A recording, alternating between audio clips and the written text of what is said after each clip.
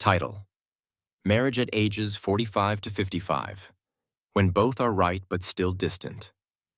Introduction: There are evenings when husband and wife sit at the same table.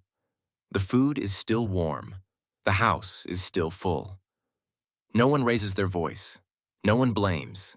It's just, they no longer know what to say to each other. Not because love is gone, nor because there is a third person, but because they are tired. Tired in a familiar way, so tired that even starting a conversation feels heavy. Part 1. The early years of marriage.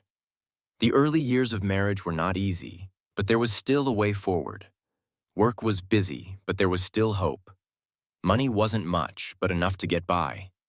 Life then was like an uphill slope, tiring, but knowing you were moving upward. The two of them worried together, planned together, supported each other. At that time, talking about money was still light. If short, they tightened their belts together. If there was more, they celebrated together. No one thought too far ahead yet, just trying hard for today and tomorrow. Part 2. Money, something that hurts wherever it touches. Time passed. Money was no longer just for spending or experiences. Money began to carry responsibility. At first, it was money for the children, for education, for school, small but consistent amounts. Then came bigger amounts, decisions that required long calculations. And then, money started to be connected to both parents. Phone calls coming later than usual. Opening lines like, "Dad/Mom has been weaker lately. There's something we need to discuss." No one said it directly, but everyone understood. At this point, money was no longer just a number. It was a choice, a priority, a feeling of which side you were on. One side was your own parents. The other side was the other's parents. In the middle was the life of this small family. No one was wrong. But every decision left a very small scratch. Part 3. The distance after talking about money. After many times talking about money, the atmosphere begins to change. No more big arguments, just less talking. There are amounts sent silently.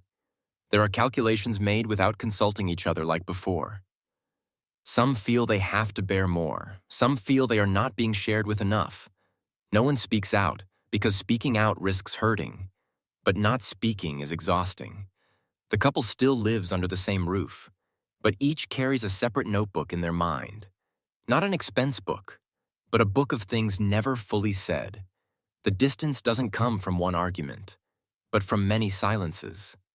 After many such silences, the distance begins to form without anyone naming it. The couple still lives under one roof, but each carries their own worries. There are matters that should be discussed together, but instead are decided alone for the sake of speed. Not because they don't trust each other, but because they are tired of having to explain more. At this point, money not only complicates life, but also complicates the feeling of standing on the same side. No one is leaving anyone. It's just that each is struggling in a different direction. The end. There are marriages that don't break because of big mistakes, but because of too many things done right. Right in duty, right in responsibility, right towards parents, children, family. It's just no longer right with each other's feelings. If this feels familiar, then perhaps you are not the only one going through this phase. Thank you for listening. If these stories touch you, please subscribe to the channel to continue accompanying these very real-life moments.